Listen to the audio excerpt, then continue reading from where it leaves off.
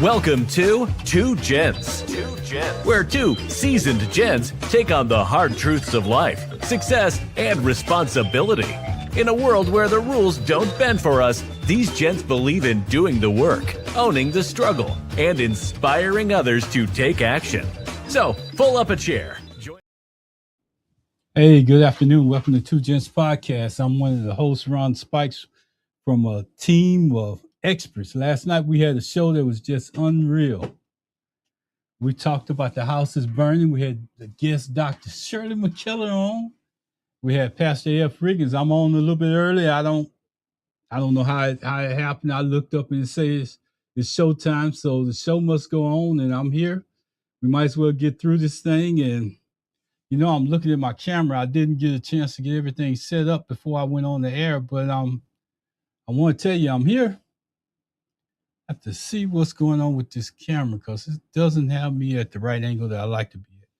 But anyway, we're here.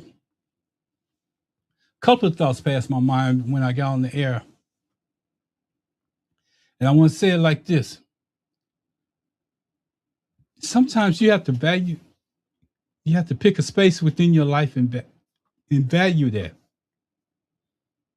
I'm not making an ugly face because I'm saying that. I'm making an ugly face because that's something that's going on. Oh, shoot. I'm making an ugly face because there's something that's going on with my body right now. And I was looking for my mic and I got it on my chest right now. So anyway, sometimes you have to value the space within your life, and you can't just open it up to anybody when you find a good space that you can go into. And I was questioning with something, and it's a little brother group that I'm in, and I kind of value that space. We have contact in the morning. We text. We give each other encouragement on a daily basis, and I value that. And one of the things that I was contemplating. I know what the show is about, but I was contemplating it, and they wanted to get my podcast. Here's the thing that maybe more of us should do. You got to find something that you value so much that you really don't want to mix the two. Maybe somebody gonna get that. You got to find something that you value so much that you really don't want to miss the two, because you get your peace from one place and you get the rest of the world is in another place. And that's what I feel when I think about this group that I'm in. And so I was invited into it over 3 years ago, and it's been texting back and forth every day. And it's a group of males, and I value their opinion. But the person that invited me in, I always feel like this: if somebody invites you into it before you make other decisions and how you want to go with it, you need to ask that person. And that's just me. I'm just that person. I'm just that way. I went into the show last night and I was trying to do a couple of things, but I've been doing these. This was a 3-part series, and this is part 3. Part 3. But I want to get into it in a way where I'm not doing what I did last night.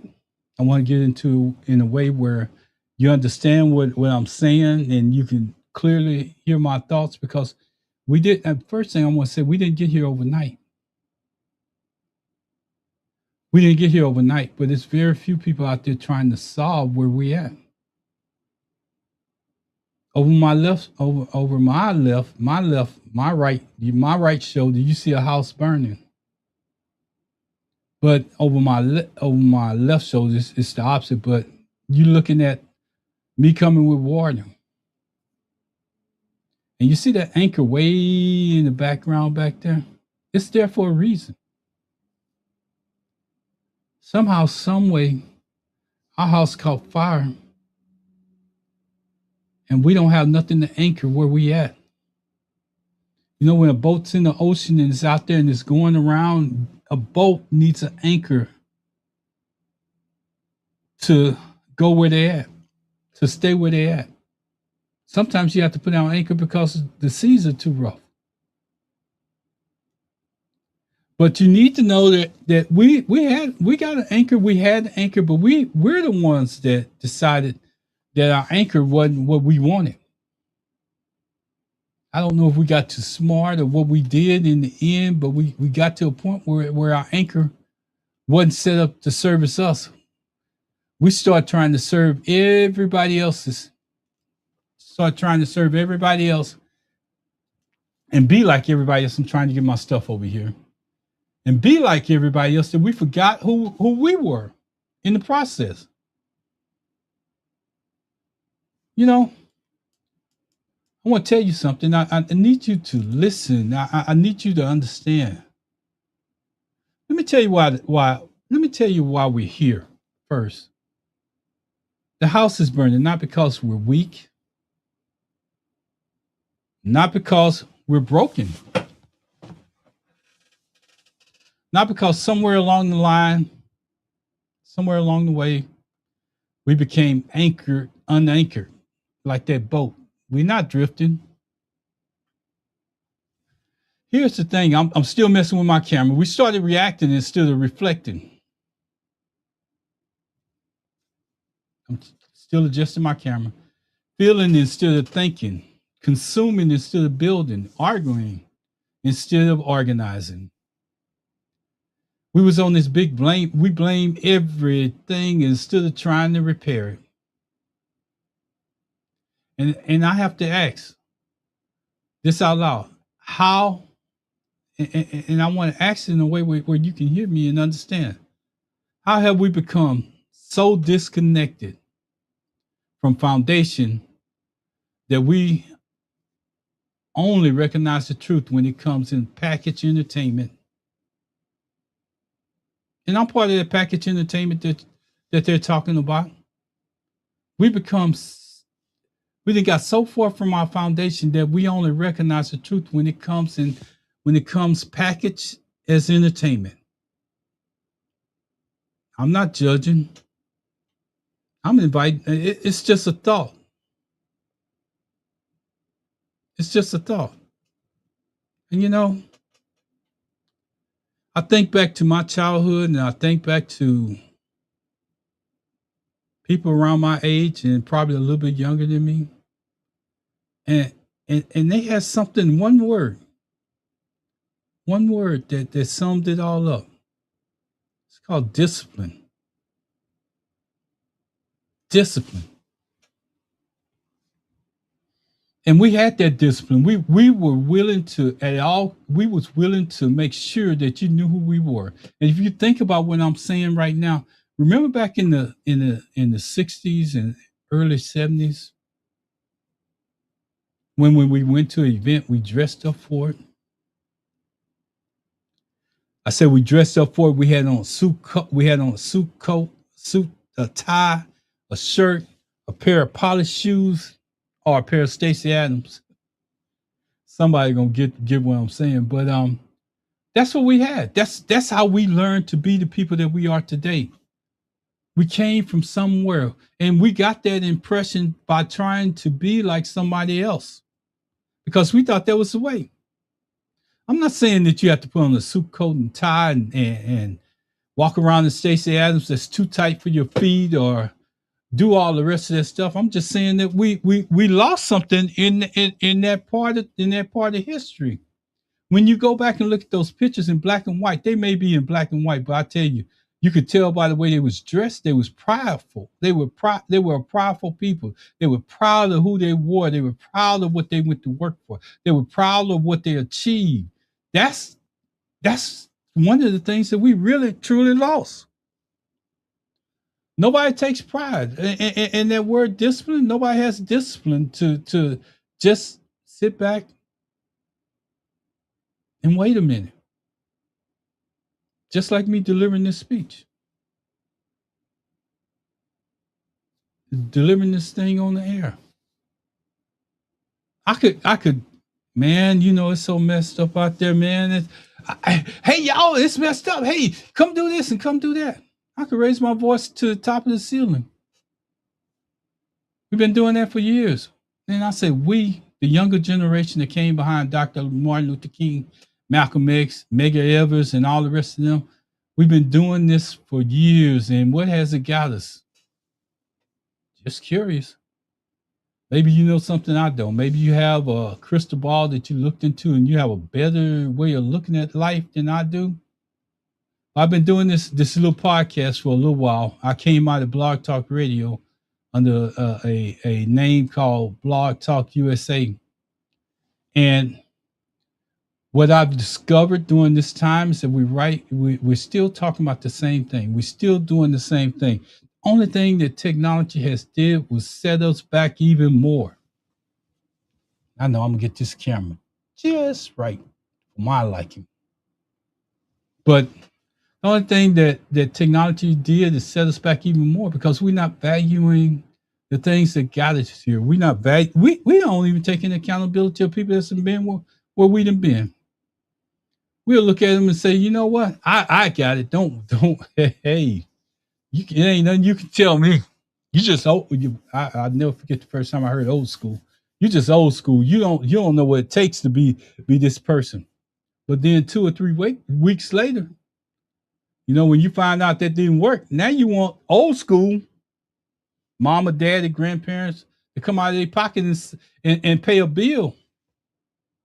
But we was old school before you went on that cruise. We was old school before you decided that you wanted to go out and spend that money on town that you got all over your Facebook page. We were old school then.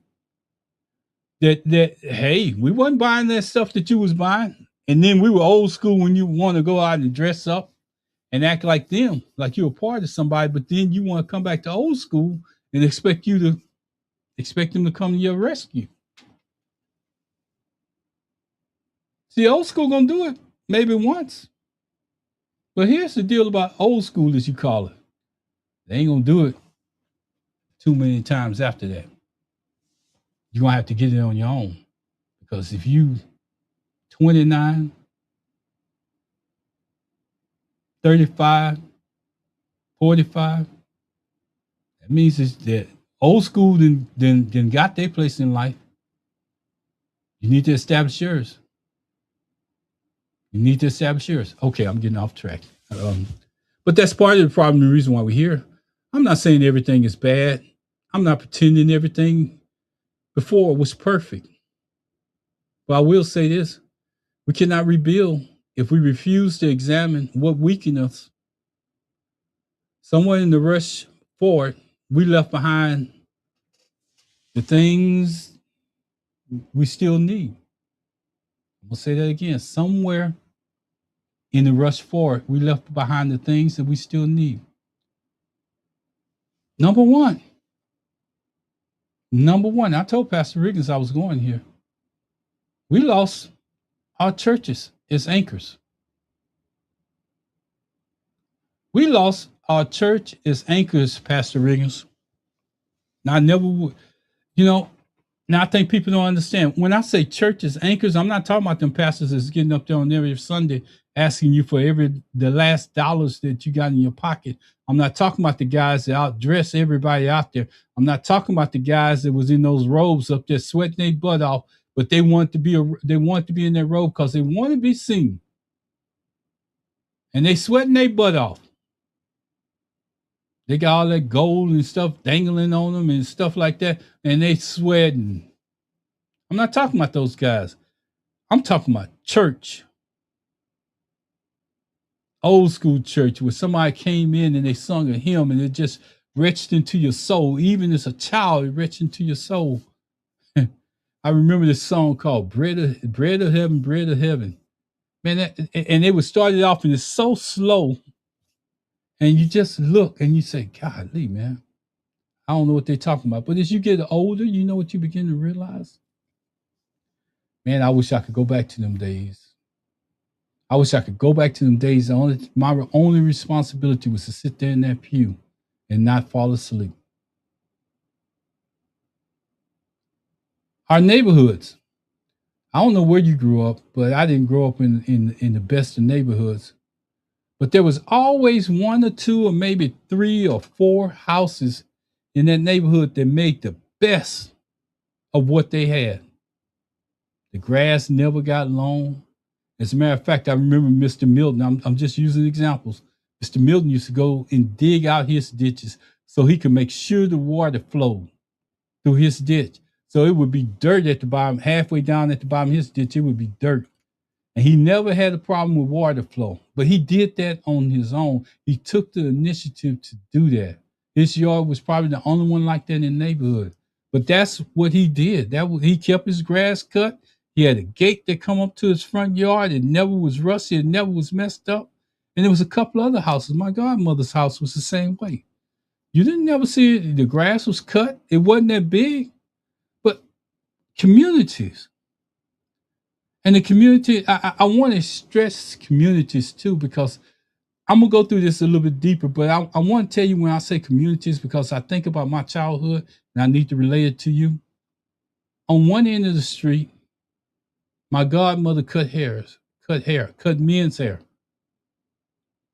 On the other end of the street, my mama's first cousin, which all of us lived in the same house, she was a beautician. And you know what they did between each other? See, my auntie didn't edge up and do all the rest of that stuff that most of them women. She would do your hair and all that. But when they wanted to get it curled, they would get in their car and go down to my godmother on the other end of the street and get their hair, do that edge up or whatever you got to have with them clippers. She would do that. They would refer business back and forth. If my godmother had somebody who was sitting in the seat and it was a man telling him about his wife lost a place where to get her hair fixed, she would refer down the street. We don't do that as communities. We're so jealous. We're so jealous of just, maybe it's too much business. Maybe you want to refer it to somebody else. You can't get everything. Where has the sense of community gone? Using our elders as guides, and I think that was the biggest failure. And when you see me look down, I'm really frustrated, but I got to keep my composure, because the algorithms say when people don't like what you're saying, they tend to tune out. I'm talking to the people that want to improve a community that's their house is burning down and they don't even know it. And the only way we're going to do it is we got to keep trying and coming up with solutions. All of the solutions I have today ain't working, but go out there and see how many other people offer you solutions and not just complaining. Just saying. Our elders were guides at one time. They didn't beat you to the club. They wasn't trying to hang out with you. They wasn't trying to be your friends. They was trying to guide you in a direction where you could succeed or go beyond where they went. That includes parents, grandparents, aunties, aunties, and all the rest of that. It includes them. Somehow we forgot that our elders sometimes have been where we done been. No, they ain't jumping up and down on Facebook butt naked or nothing like that. But some of the stuff that they done went through in life, like getting houses, getting cars, and paying bills, and maybe trying to teach you what trade's gonna last for a little while, or teaching you some of the life lessons about girlfriends and boyfriends, sisters and brothers, relationships, and all. They done been there. They have a purpose. And the real reason why I say we lost it, because other people are keeping their kids in their house a lot longer. They're keeping their kids in their house a lot longer because they're trying to help them build up money. Now, you can't keep a kid in your house, and I'm going to lean in when I say this. You can't keep a kid in your house when every weekend you see them going out blowing $200 and $300, and then by the end of the week, well, it might be $500 to $600. Then by the end of the week, they're coming back to you for a loan for their pay till they get their paycheck to get gas to go to work. Those other people ain't doing that. On the weekends, their car parked at their mama's and daddy's house.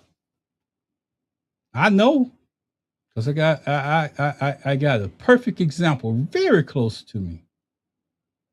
Both of them, they got degrees already. They still living with their parents.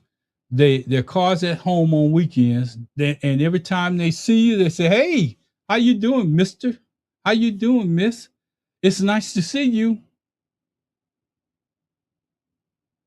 Do they have on the best of clothes? No. Are they trying? Do they care what you think? No.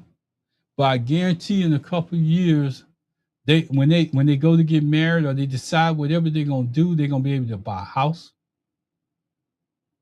They're gonna be able to buy a house, and they're gonna have some money saved up to stay in it. Maybe that's another part I should lean in on. The stay in it part. See, you can save up enough money to buy a house, but a house comes with responsibility. And if you buy an older house, that responsibility may hit you a lot sooner than what you may think. And you just spent all your money to get into it. All right, that's my stuff on elders, guys. Our fathers, as structure, our trade skills as independence, some of the trade skills that we was able to pick up, we would notice other people doing them. And that sweat that I'm wiping off my face because these lights, I don't know how they do it, when they on TV, but where I'm at, I don't care how much air conditioning you got and computers running, and I got 3 systems running, all of them got their fans on, and I got a fan on too on myself that's deflecting air on me, so because I can't get it directly on me because it'll mess up the microphone. But our culture identity as direction, using that as a direction. Seeing other black people excel, seeing other black people in positions of leadership, not only a pastor, but look at somebody that's serving on the city on the city council, or you see somebody that's going to Congress. I remember as a young boy, I seen Mickey Leland, and I had to ask my mom. I said, "Mom, I always see a guy over there. Who is he?" And she told me who he was, and she told me he was in Congress, and I was like, "Oh man, I didn't know that." And then later on, I found out about Barbara Jordan. And that's just in my area. I'm sure you have people within your own area that's out there that's doing the same thing. But we just not taking the ability to show our kids those people. We just had a black mayor elected in Pearland. And at some point, I want to take my grandkids over to see him. First black mayor elected in Pearland. We just had a black president. We need to offer those identity, those identities to our kids. We need to introduce them to them so they can have somebody to look up to. And it used to be a collective responsibility to raise kids as glue. And when those faded, something else stepped in. You know, a collective responsibility means that everybody, they would tell on your kids, and sometimes they would. I'm not saying that this could happen today because y'all lose y'all mind over crazy stuff. Your kid down there and threw paint on somebody's house, busted out somebody's window and on their car and everything else that they got to go to work in.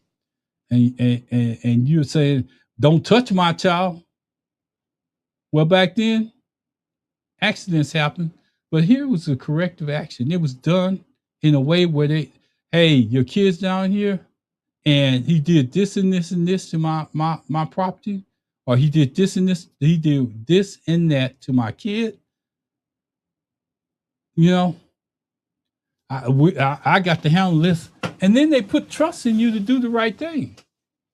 I'm not saying that you can do that today because some people don't. They ain't got no sense because they don't have a pattern to guide themselves to gravitate from because they don't have discipline and they haven't been through the institution that we've been in.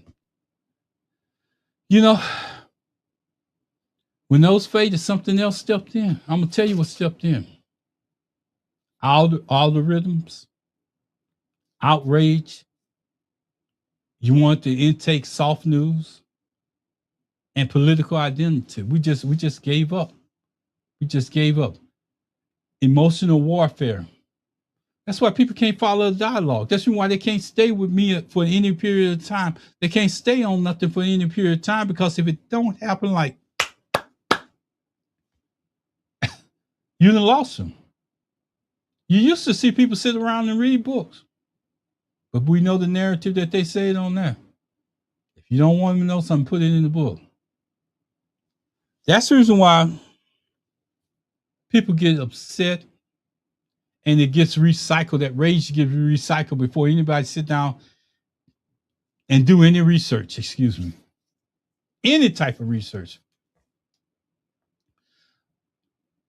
That's why the knowledge feels like, that's why I want to say it the right way. That's why the noise feels like knowledge. That's why the noise feels like knowledge. That means that when you hear something, you think it's the gospel truth. The only thing you have to do today, because you got more information than we did, we had an encyclopedia that we had to open up and go back and research. Y'all can just Google it. My little grandson, you tell him something right today, he'll go Google it and he'll come back and tell you, no, granddad, that ain't the way that happened. That's all you have to do when you hear grown people spewing stuff that's not true. Google it and back it up with fact. But the way that you approach them has something to do with discipline. Hey, man, let me pull you to the side and talk to me. I'm going to give you an example. Good example. Great example. And some people might not disagree. Some people may disagree with what I'm saying. But here's a great example. Went into a restaurant, well-known black restaurant. No, I'm not going to call their name. And the lady stepped up to the counter and she had on a uniform and something was crawling on her shirt all over it, right at the front. And she trying to take orders. Just so happened I was the first person in line. I looked at her. I said, ma'am, I said, can I talk to you for a minute? She looked at me crazy. I said, ma'am, can you step over there? Because I could lean in and talk to her. So I went over there, I called her over there. I said, look, you got a roach rolling around your shirt. And I don't know if you went in the back of the box or got your uniform coat on or whatever. She said, I do. I said, I'm just trying to, and it was a line of people there. I could have acted a fool, but I didn't. That's the way you do it as a grown person. You don't sit up there and say, ooh, look there. Ah, ha, ha, ha. That was a black-owned business. They could have forgot their shirt for work and went back there and got a shirt from somebody that's been fired, that's been sitting way in the back, and they put it on. But you don't think about that. But you'd rather get on the internet and ruin their business. They may have been a staple in that community. You don't know what kind of work they put out within the community, other than that restaurant, because you so want to get your name out there. You so want to. It's about me, my, and I'm gonna ruin. I don't care what it takes. That's what the algorithm has done. It's got us to a point where we don't give a poop about nobody else. You know, I'm sharing that with you. The house isn't burning because we're weak. The house isn't burning because the foundation is gone. You know, another reason why part of the problem is soft news. When you don't hear the truth, soft news makes you think that everything is all right.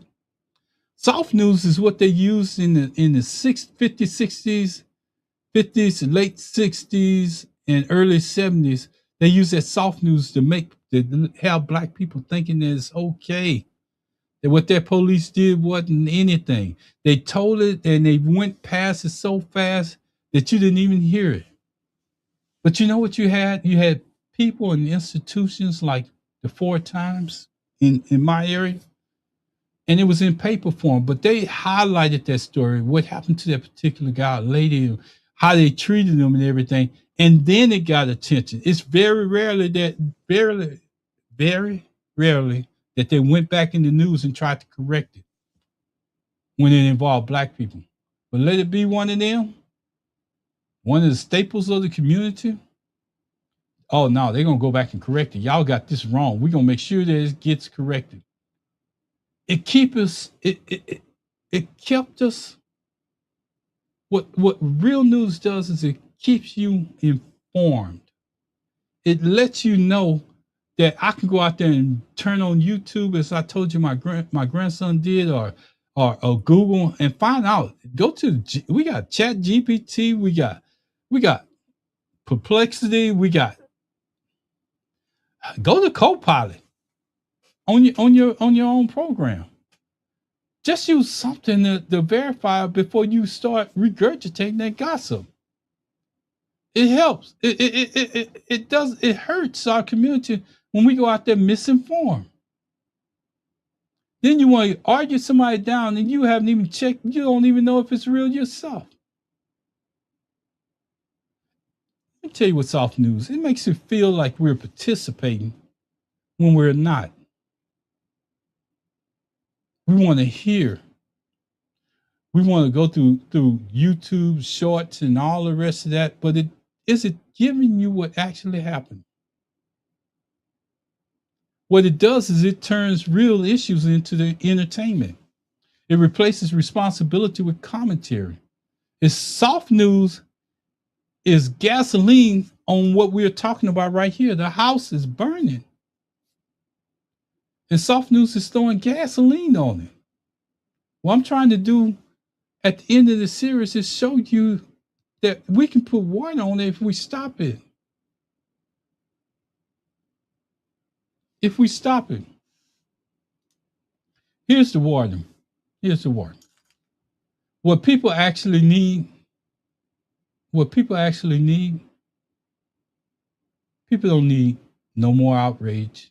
They don't need you jumping up and down and screaming at them. They don't need you telling them that they you should have went out and voted more after the election is over with. They don't need you going out telling them that hey, did you vote? Did you vote? Did you vote? Yeah, you can do that, but do it in a way where it's personal. We stop being personal with each other. Most people don't need more noise. They don't need no more emotional stimulation because gasoline prices are high. Paying that rent is high. Paying those mortgages is high. Paying those car notes is high. They are already at the edge. It only takes a little bit to send them over. Sometimes we just need to take a little bit more time and explain ourselves. What we really need, and I'm going to call out some words: vision, discipline, examples, standards, practical direction, and belief in yourself. Let me tell you something. That blueprint matters more than outrage. That's a real rebuild conversation.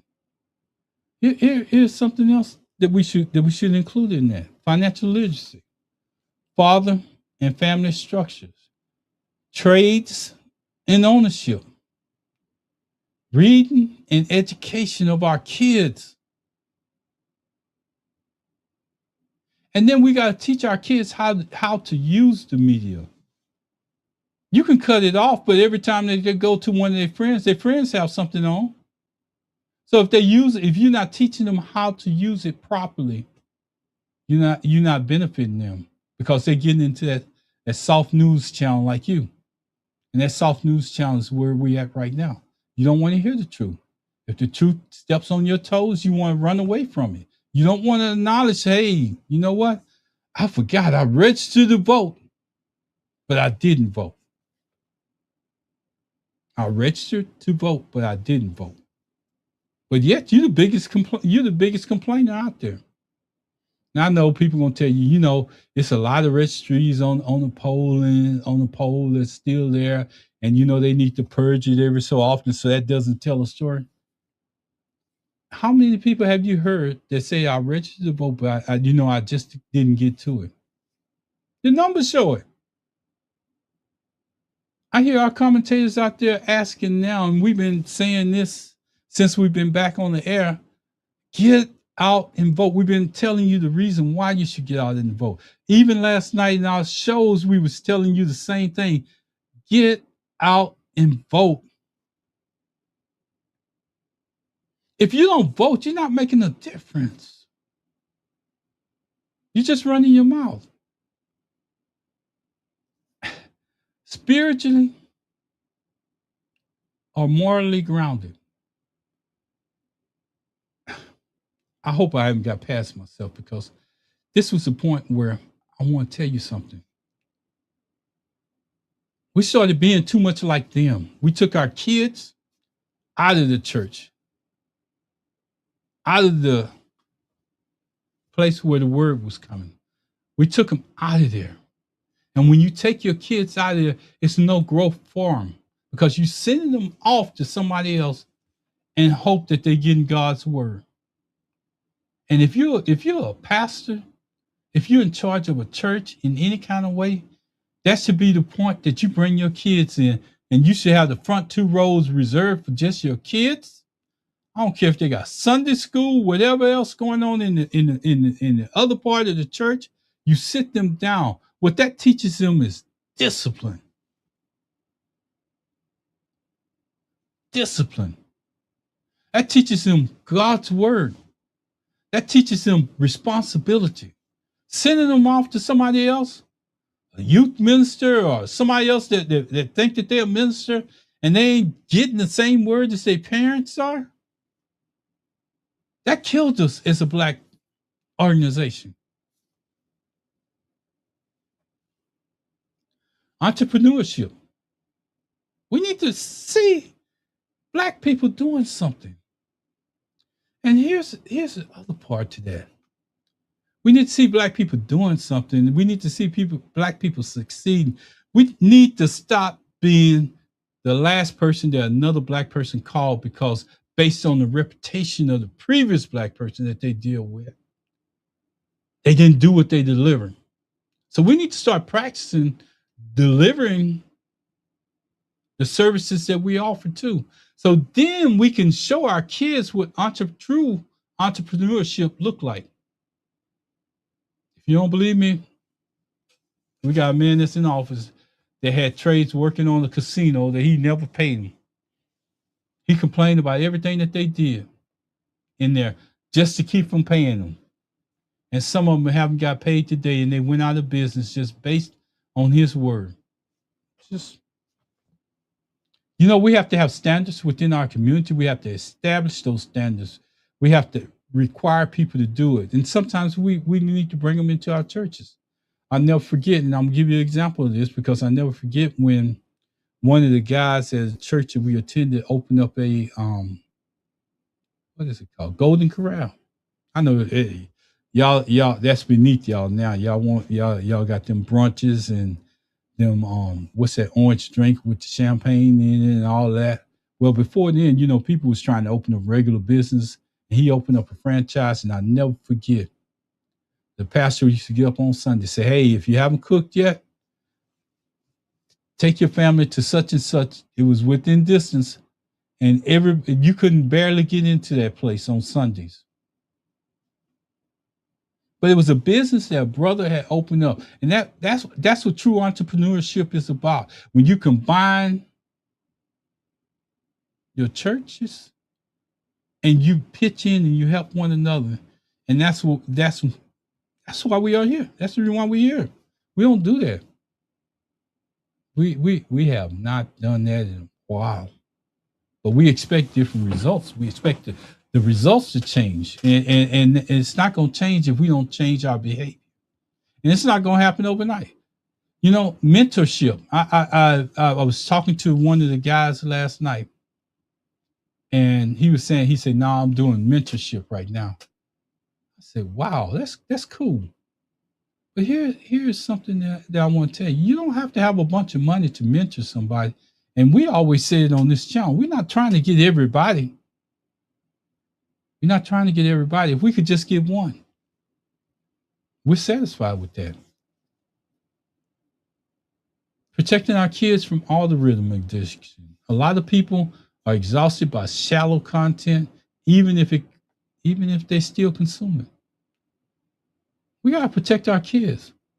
And then when they ask questions about what they looking at, what they see on their tablets or whatever, because you basically just asking for a babysitter so you can do whatever else you want to do. When they ask you, you need to get involved. Hey, you know what? Or if you hear a word go off, a cussing word or something like that within your mind, I know I do that all the time. Hey, what's that? You say, Granddad, I already turned it. We got to get involved in some type of stuff that's helping our kids grow up because they are the future. The kids that, if we continue to put our kids like we have now, they don't have no discipline. They don't care about tomorrow. Only thing that they care about is what's in front of them. You know, I look at those parents and some of those parents, and they go out and buy those PlayStations and all the rest of that, and I look at them come on TV and they take their hard-earned money because their child's not paying attention to them. And they take it outside and they roll over it. Now, you gave it to them. You worked hard to get your money, but you're going to go out there and destroy it right in front of them? Oh, no. I'm going to take the thing and sit it right there where it's at right now. And I dare them to touch it. I'm not going to go out there and make no example out of myself because that's what you call a. I'm just saying, I'm looking at myself in the monitor down at the bottom. But I'm just saying that you got to wisen up. You got to get smart. It's things that you got to do that can help us put water on this fire. But we have to start putting that water on our younger kids first sometime. That's where we miss it. We don't put water on everybody else. We put water on everybody else. We run across the street to put out somebody else's fire, but we're not putting out our own fire. You won't even let a grandmother discipline your child. I ain't say a school teacher. I said a grandmother that you just left off of your child, and then you'd be mad with her if she did something. If she actually took initiative because she wanted that child to behave. We live in a different society. I ain't gonna sit here and lie. I understand y'all want to do things different. Y'all want to send them to the corner. They tried. The other people were doing that too. But when their kids start going to jail and not paying attention to a teacher and getting put out of schools and stuff like that, they reverted back to what we were doing. I'm just putting this information out. You can absorb it, or you can just listen to it and just let it go in one ear and out the other one, and that's fine. This is what I'm not here to do. I'm not here to attack black people. I'm not here to attack politics. I'm not here to attack any culture. I'm not here to chase outrage. I'm not here to copy trends. I'm not here to perform for algorithms. I'm not even here to burn anything down. I'm here to rebuild. That's what I'm here to do. Reconstruction. Get back to where we was. Get back to the basics. Build our foundation, because right now the house is on fire, but the foundation, that foundation that made us who we are, that's what I'm trying to get us to get back to. And I don't think y'all realize how important that is. This is a point where we start to rebuild. Here's what I've been sharing, things that we can recover and make stuff better. That's the stuff that anchored us. And now I told you some of the things that we need to do to get our children back involved. Here's why we think independently again. I'm not saying everything is broken. I'm saying we abandoned what gave us the strength. We desperately need again. We abandoned the things that gave us the strength that we desperately need again to put into our lives. I'm not blaming nobody. This is just a blueprint. And what I've been saying is just a blueprint of what we were and how strong we were. And it's bringing water. Let me get it right. Other side, Ron. Nope. But see, I keep going the same side because I'm looking at the screen. But that guy back there with that red shirt, that's water. The questions that matter now, it's not who's right, not who's wrong, not who's to blame. The real questions are, who are we? What do we value? What are we building? What kind of people are we becoming? And you have to ask yourself, what happens to a community with no standards or direction? Those are not political questions. These are not even civil questions. This is bigger than politics. This is about identity, structure, and survival. Because if we don't change things, they don't have no problem getting you out of the way. How I'm speaking to you, I'm not speaking as someone above the problem. I'm speaking as someone inside of it. I'm not participating. I'm not the best student of history. I'm someone searching for a solution. I'm someone trying to reconnect us to a structure and identity that we had at one time that made us who we are. James Brown used to sing a song, I'm black and I'm proud. I know why he sung it. Because we were a proud people that wasn't getting the recognition that we deserve. Black and I'm proud. That's something to stick to. I'm black and I'm proud. I'm not here to shout at you. I'm here to help you think with me how we gonna get this water onto that fire. The balance I have to hold. People wake up. People wake up slower than the algorithm spread distraction. So I have to balance the show that I'm putting on today with truth, clarity, emotional honesty, and storytelling. Because that's what you need to hear. I could came on here and just did anything that I wanted to, and it would have been all right. But I tried to balance it with emotional honesty, truth, clarity, and storytelling. They don't do that no more. They don't do that no more. You know, without becoming the thing I'm criticizing, I don't need to scream to get attention. I need to speak with clarity to change minds, to change your thoughts, to get you back to a point where you feel like you're somebody. And as James Brown said, I'm black and I'm proud. I am proud of who I am. I know where I came from. I have a destination in which I'm trying to get to. We lost that. We lost that by one of the main things, and I said it last night. I'm gonna say it till I guess I leave this earth. We need to get back to church. I didn't say religion. We need to get back to church being a part of our lives. Church taught our kids something that taught me something that I can never take away.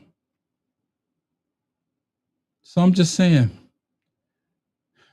I'm just helping us re-anchor where we at. If we don't re-anchor, if we don't Go back to some of the old ways that we had. I'm talking about the positive stuff, not none of that negative stuff, because we wasn't great. We wasn't that great. But we did have a foundation in which to build from. A couple of things is Mr., Miss, Mama, may I? Daddy, may I? Dad, would you mind doing this if you have time? I know you're tired, Dad. I know you're tired, Mom. I know you're tired. Can you take me to this place? Questions. Not coming up saying, I want to go to this place. And you get up and move because you're not teaching. And not having your kids respond to you, maybe because you felt it wasn't a good thing when you was younger. Yes, sir. No, sir. Yes, ma'am. No, ma'am. No, sir. All of that. That's discipline. But when they get older and they have a situation, now you want everybody to come to your aid, and they looking at you, man, that kid so bad. I don't even let them come around my house. And that's my sister's child.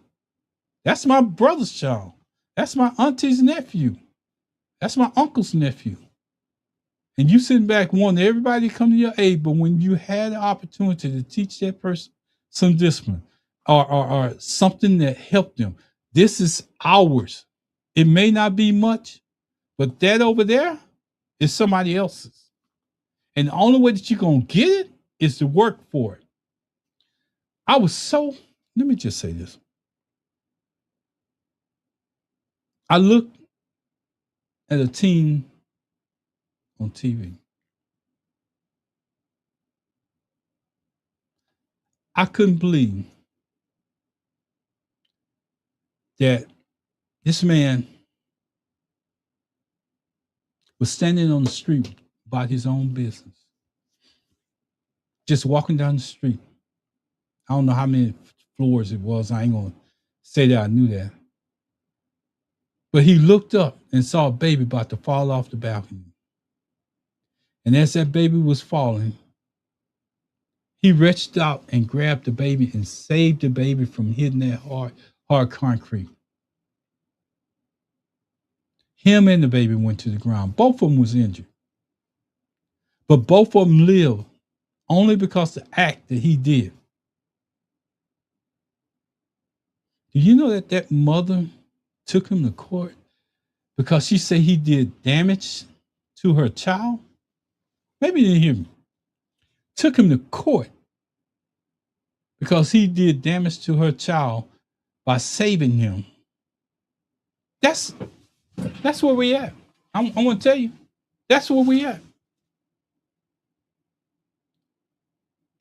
We got to get back to being normal, everyday people. Stop blaming people.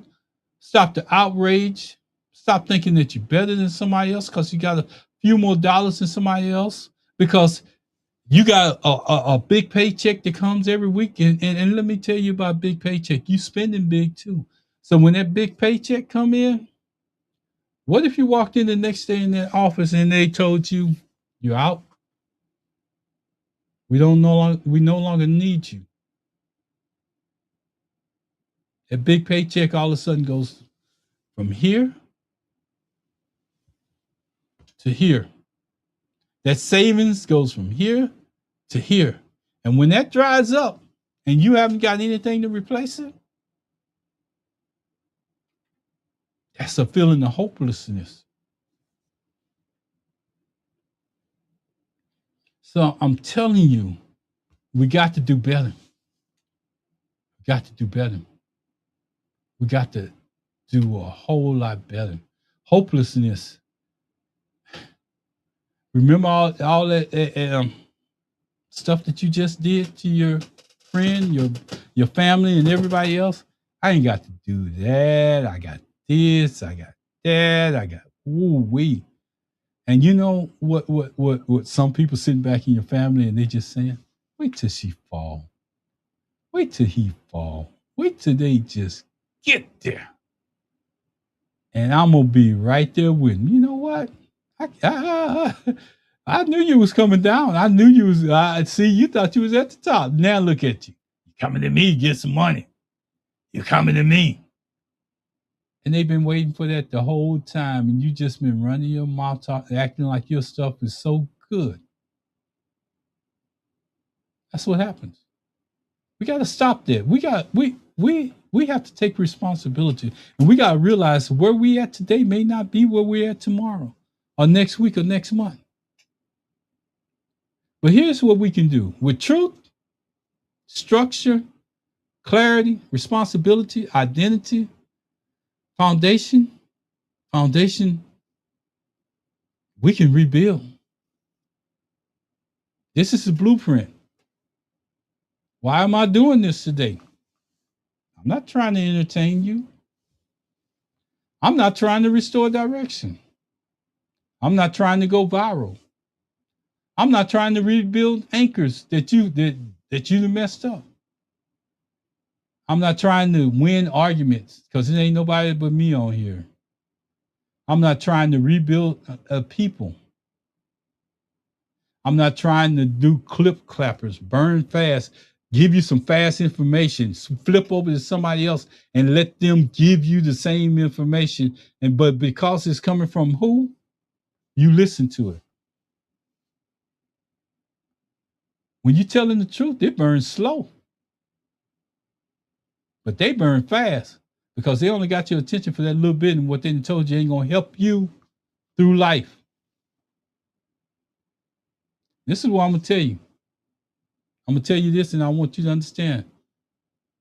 The house is burned. I'm going to say it like I really should say it. The damn house is burning down.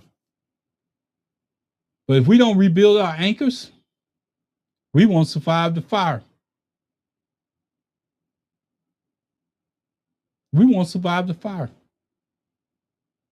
But if we don't rebuild our anchors, we don't put our anchors back in there and let them grab hold, we ain't going to survive the fire because they're going a whole nother direction. And we talked about some of the directions in which they're going. And I'm just going to share this one with you because I'm going to say this always. At what cost did we allow Jasmine Crockett to be sacrificed at? At what cost? James Tallarico was a nobody. They had to build him up. Then after they build him up and they beat Jasmine Crockett, that's when the establishment want to come down and they want to jump in place.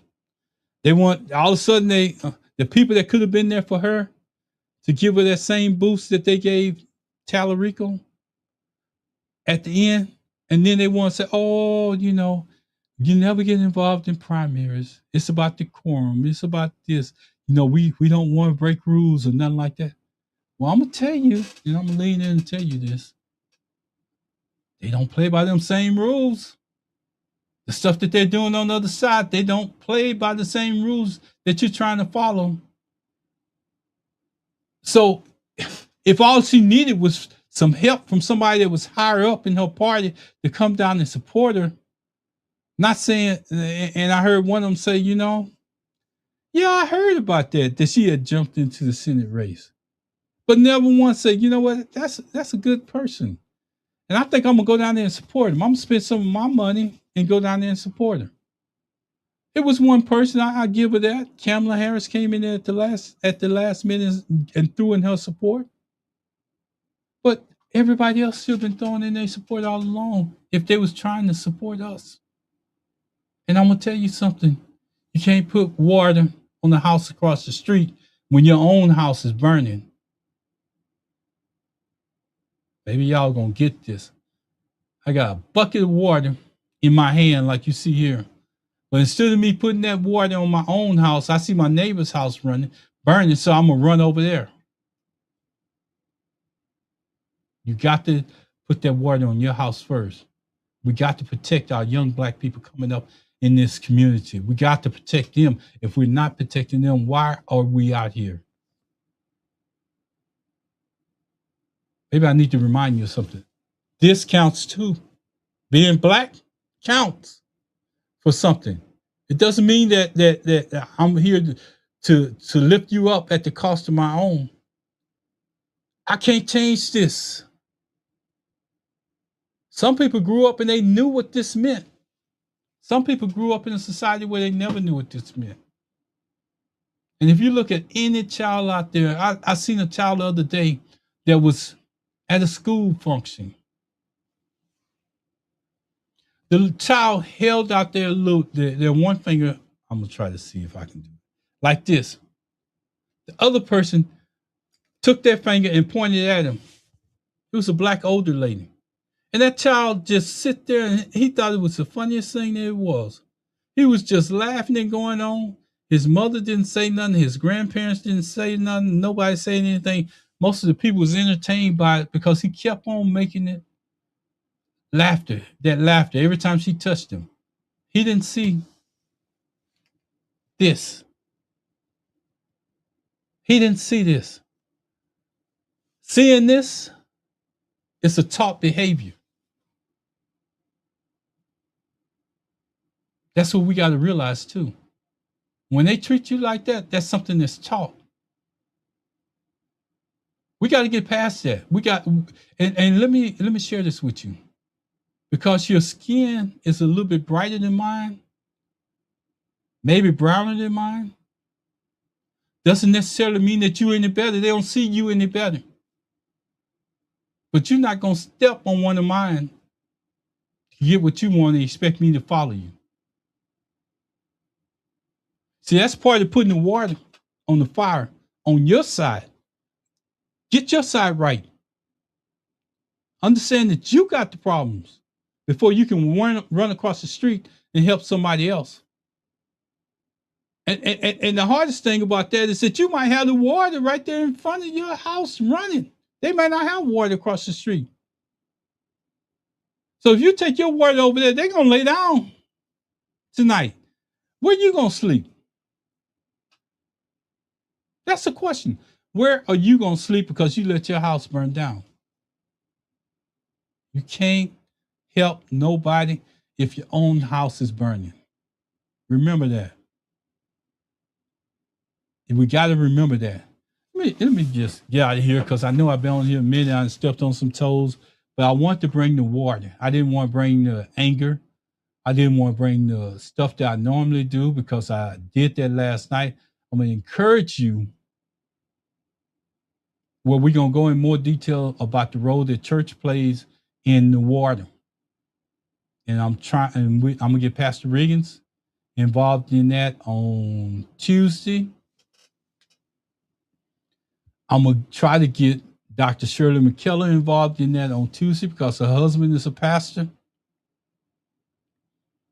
And we all grew up in the church. So that's part of our foundation that we just letting go by the wayside. We letting people, leaders that maybe didn't come up in the church with one or two members was in there, that you had on a coat because it's so cold in the church that it hasn't warmed up yet. But that deacon got on his knees and started praying and shouting and going on, and you felt it felt warm. Might have been 1, 2, or 3. Might have been 4 or 5 of y'all there. But you had church, not religion, church. And I need you to understand the foundation of that because that's what we're going to do on Wednesday. I got another show that I plan on doing Monday. I don't want to put it out too early because I need to make sure that I got one of the things that you got to realize is when I get on here, I guarantee you I got 2 or 3 ways in which I could deliver this show. It's because I take the time, I value listeners. I don't want to get on here and just start shouting and going my own way and not coming up with any type of solutions of what I'm saying and just saying that I got all the answers. It ain't, that's not what it's about. Because what happens then, people get numb, they get distracted. People's emotions, instead, they just turn you off. They go another direction. And we can't afford to do that, not during this election cycle. You can't depend on one person to get your news from. You have to go out and research it for yourself. Even though they may say it, it sounds like the gospel truth. Get the gospel from the Bible. Go out and get the truth from any internet service that's out there. GPT, any GPT at the end of it. Go out there and do that one. If you don't like what that one says, go to another one. This is the day of technology. It's so much that I'm looking at. You know, most people today don't read. They don't research. They don't verify. They build arguments now. They claim to understand history. They understand civics. They understand policy, but they don't read. It's only from somebody what they heard. Sometimes you can't tell a watered down story. Sometimes you can't soften it. Not turn it, and you can't turn it into entertainment because that just makes the story not important. I just want to, I'm looking at stuff. I want to make sure that I leave you with everything that I possibly could. You know, at this point, people are feeling shut down. They're feeling powerless. And most of all, they're feeling overwhelmed. And here's one of the reasons why they're overwhelmed. Gas prices are up, food prices are up, but their paycheck didn't go up. So if they're feeling overwhelmed with just that, and they go into church and they put their last money in for tithing, and then you tell them you're gonna lock the doors because you need a little bit more. That ain't church. That's religion. Just saying. I'm going through this stuff. I'm still going through it. Don't think I'm. We got to start thinking. We got to stop letting people attack black people. We got to stop letting people attack black people, even if we have to do it in the media, whatever we have to do. We got to stop black people from being attacked. We got to attack politics by putting in efforts. It was a lady today that almost every post that she made, I agree with. But I had to get in the comments today and tell her, you know, maybe it's time for somebody new to come in. Maybe it's time for somebody new. She was trying to support an old candidate that had been there for years, 80 years old. There ain't nothing wrong with age. And if you got your faculties about you, I'm with you. But if you're 80 years old, you can't relate to what's going on today. And we need somebody to get in there before you pass away. And they just put somebody in that office. We need somebody that has a track record. And that's what I explained to her. I said, you know, you're trying to fight for a person that's served their time, not saying that they haven't paid their dues, but you need to put somebody in that has longevity like they had. Because if you don't replace them early on, what's going to happen? You get somebody else that run for office that's just 75. We got to let our kids get in, our youth come in earlier. Or else we're doomed as a race. I'm just still going through this. I don't want to miss nothing. So that was one of the conversations that we had. Okay, I'm done. I'm just about done. What I've been trying to do and what I've been trying to say is get you active wherever you at and understand that we can't, you know what's wrong? One of the biggest problems with Trump in office is that he's old. He's miserable. He don't give a, because he came up in a time where they don't give a. That's his problem. He don't see you as a person on his level. That's what happens when people are older people. They don't see you on their level when they have this power for so long, and power corrupts. So I'm just saying we need to let younger people come in at an earlier age. I can give you many examples of that, but I'm just saying we need to let people come in at an earlier age and hold those offices so when our grandkids or our kids get old enough, they got somebody they can run to.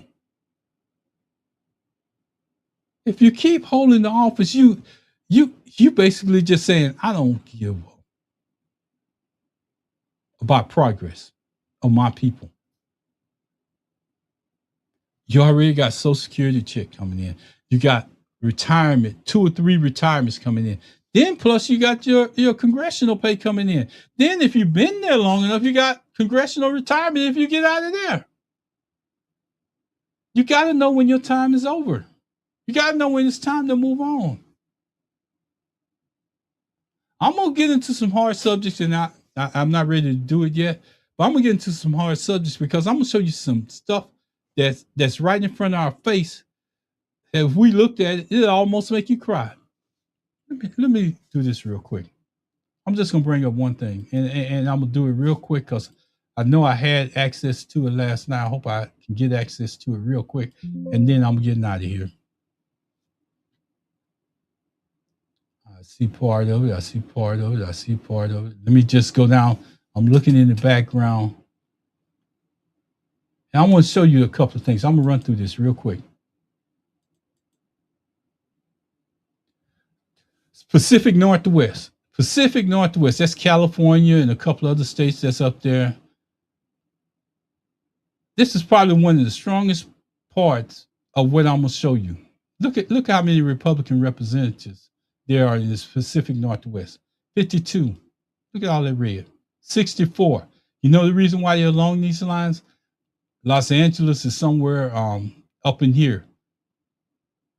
It's more people along the coast, but look out there in these areas in the middle part of it. There ain't that many people. I don't want to get bogged down before I get out of here. I just want to show you something. Let me go back and get the next one. It's a little bit different. The mountain region. See where that red is? See how much red? See how much purple? It's a possibility that these could turn blue, but the only blue areas are right here. Down south.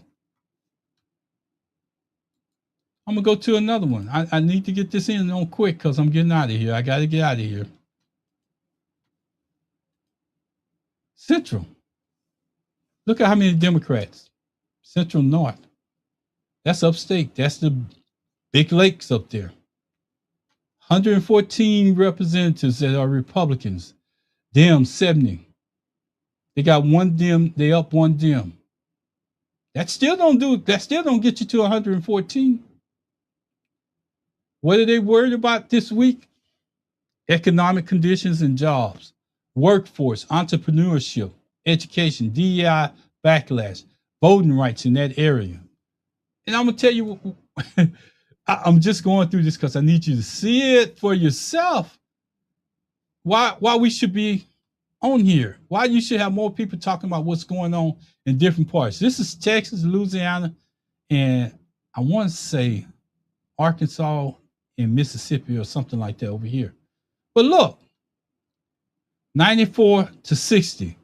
They down one. And I'm counting the Senate and Republicans across a whole central area. They down one Republican as of today.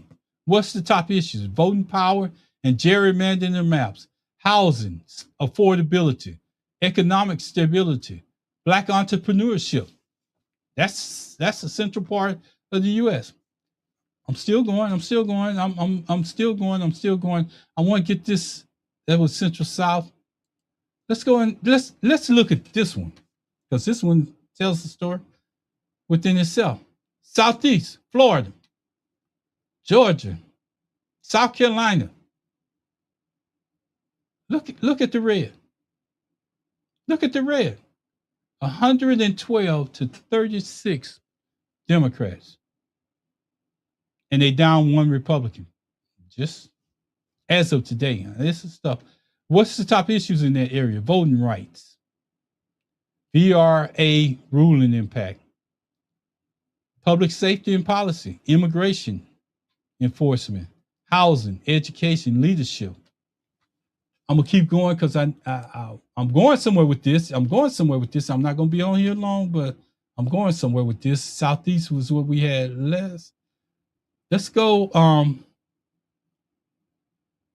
Mid-Atlantic. Now let's go Northeast because you're going to be surprised.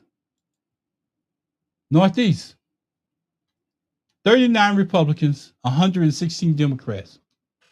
Anytime that anybody talks about winning any type of race that's out there, that's a Democrat, and they run in a national-wide seat, if they don't get these areas here, they ain't going to make it.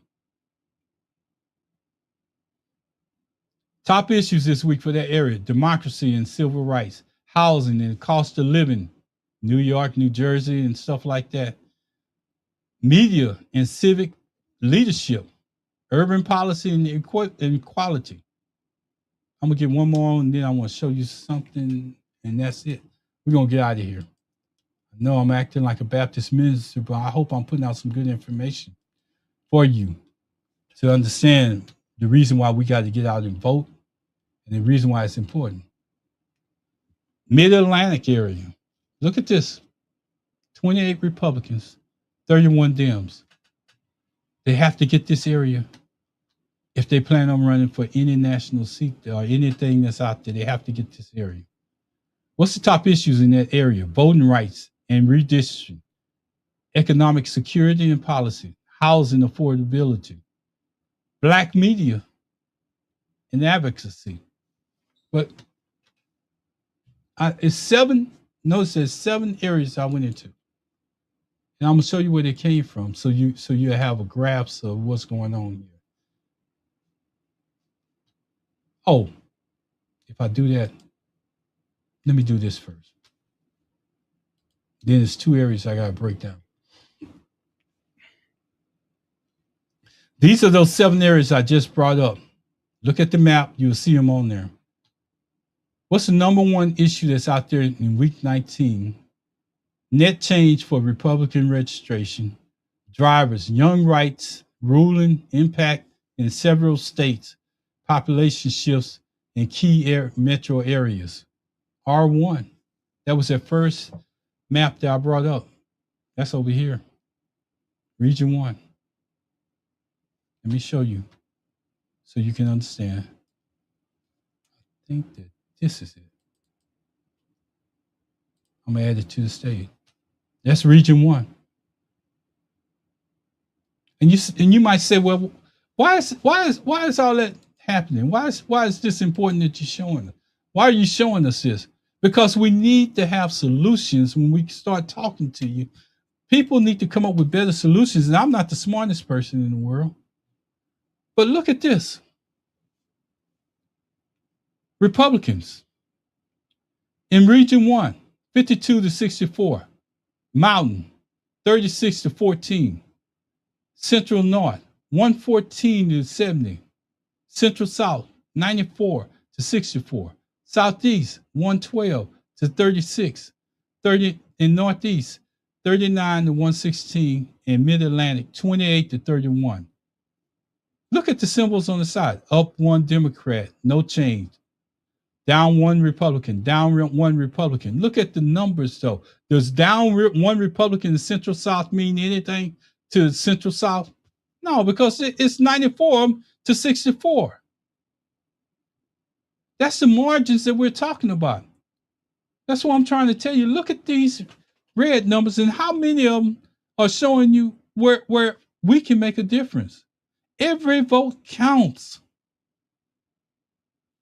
Every vote counts. This Mid-Atlantic, 28 to 31. Northeast, 39 to 116 Democrats. That's the only areas that we're actually winning. Other than up here in the Midwest and the South, look at these numbers.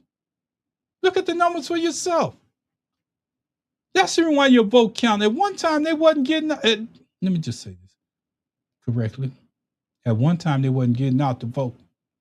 And we could carry those areas because it wasn't important to them. But with this maniac that's in office right now, they understand that they can get out and vote, and only 50% of them could vote, and they could defeat anything that you got going if your people vote less than 70% in either one of these areas. Only way you're going to get representation is you got to get out and vote. Now, here's my other part to what I'm doing. And I need you to understand this because I need you to know that if we don't start paying attention, if we don't come up with a way, let me share something. One more thing, and then that's it. I'll be able to get into the meat of what I'm getting to right now. You see this?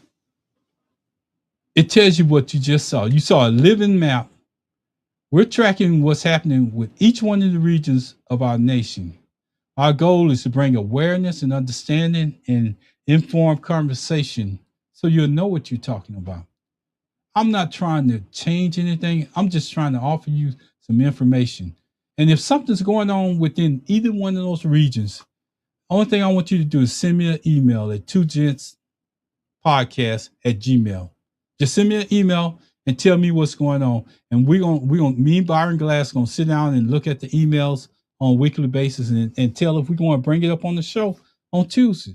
And even if it's something that we don't have time to do on the Tuesday, I can bring it up on one of my other two podcasts where it's just me. We got to do something different, and what's been happening over the years hasn't been working.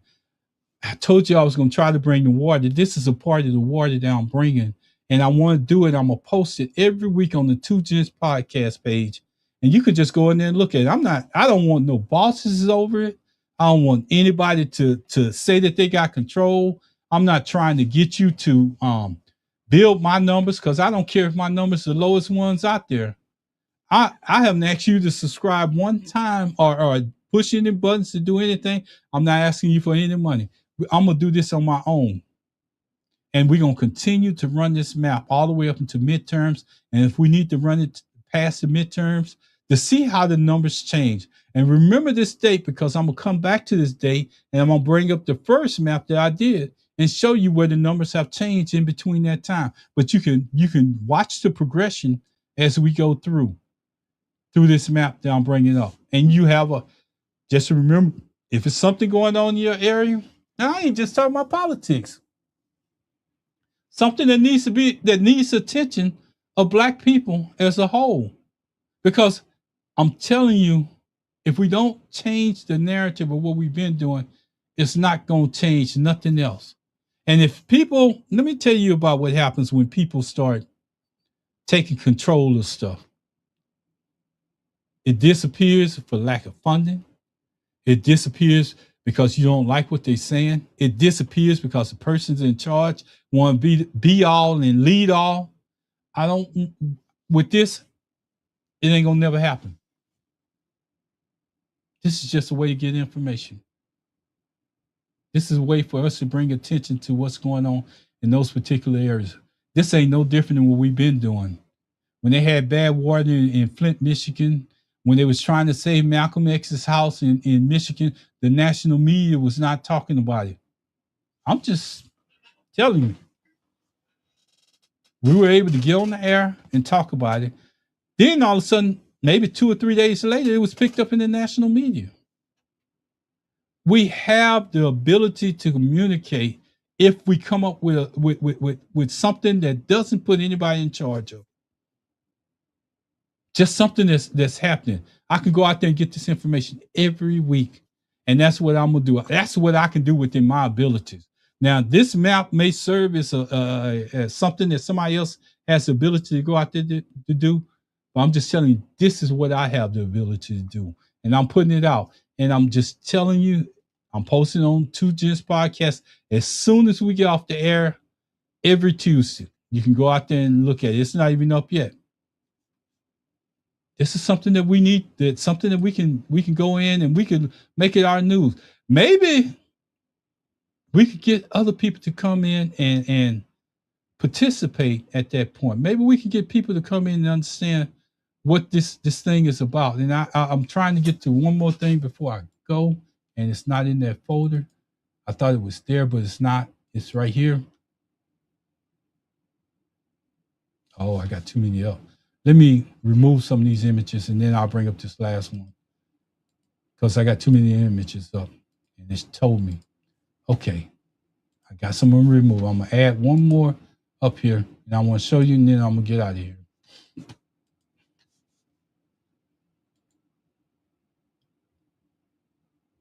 I'm going to get off the screen so I can see, so you can see it bigger. This is the map that I created.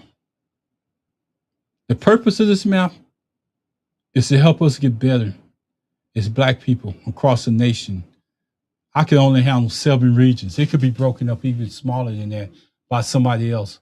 But for me, I can only handle 7 regions, and take those regions and report from them and show you the difference. Because if you don't believe that voting makes a difference, look at how much red is out there. That's the reason why you get mad when you see stuff and you're upset. But if you look at this map, the same thing that I showed you, we're gonna try to put what region changed the most in the top part up there to the left. We're gonna always keep the representatives here in the right, and across here we're gonna always keep the representation of which areas is how many Republicans, how many Democrats, because you need to know that. So when you see stuff going on, you can report it in the right below the national representation chart. You can report it by using just something. I mean, if something going on that you think that we need your attention, we need to put attention on it, just use this email address. We'll talk about it on the show. That's what it's about. We're building a living map, a resource that we can refer back to. We don't have to we don't have to get nobody to tell us, oh, I'm this person, I got this much knowledge and all the rest of that. This is neutral for trying to save our people. Trying to save our people. That's all I'm trying to do. So if you want this information, go to Two Gents Podcast. It's going to be posted on our Facebook page. Not asking you for any money. You haven't seen me with no money. I ain't got no sticker on there, no Q code, or none of that. This is for people. We need to save it. What's been happening the last 20, 30 years ain't been working. If you can see the numbers, you can see the progress, you can see what's important in those areas, maybe you can use this information to get more people out to vote. And that's my solution for right now. I got some other ideas, but for right now, this is one of the solutions that I'm offering. I'm gonna put in my time, and I'm gonna make sure that Byron Glass and Pastor Riggins, we might have to break this up, but we're gonna post this map on Two Gents. We're one nation. And the only way that we're gonna make a change and change some of this red to blue is we're gonna have to know what's going on. And again, if it's something that's happening to us as a people, I gave you the email. I'm bringing myself back to the stage. This ain't just somebody out here complaining. This ain't somebody just sitting here complaining, telling you what's wrong within your community. This is somebody trying to do something to better a community, to better a nation without having nobody in charge. Because what happens when you leave somebody in charge of it, what happens when you ask them to donate money to support your cause, it turns into something totally different. So as long as I got breath and I still have the knowledge to produce this map, I'm gonna continue to do it. And hopefully at some time I'm gonna pass it on to my son, and he'll be able to do it. If it's nothing more, he might not want to do the podcast, but he could continue to post that map to Two Gents Podcast, where you can continue to have that information right in front of you. And maybe he'll take a couple of emails or whatever. But if we don't start doing something different than what we've been doing, and the definition of doing something the same over and over and over and repeating the process over and over is what? I want that to sit with you for a minute. So thank you for listening. I appreciate your time. I know that you took your time to listen to me. And if you want more information or anything like that, that email that I put up, hit me up there.